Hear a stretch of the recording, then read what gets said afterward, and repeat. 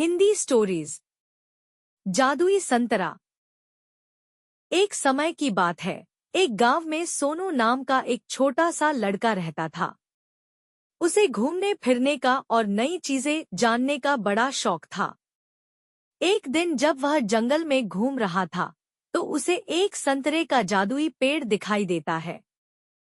वह पेड़ बाकी पेड़ों से बिल्कुल अलग दिख रहा था।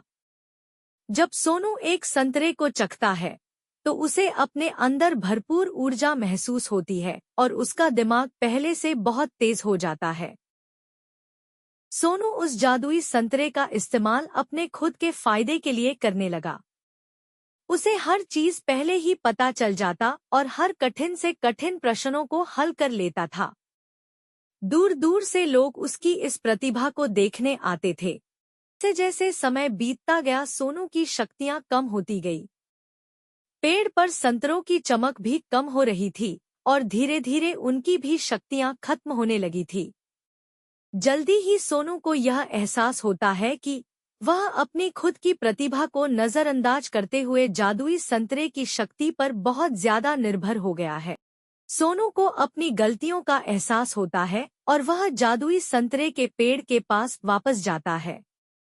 वह अपने लालची स्वभाव के लिए माफी मांगता है और वादा करता है कि अपनी काबिलियत का उपयोग वह अच्छे कामों के लिए करेगा।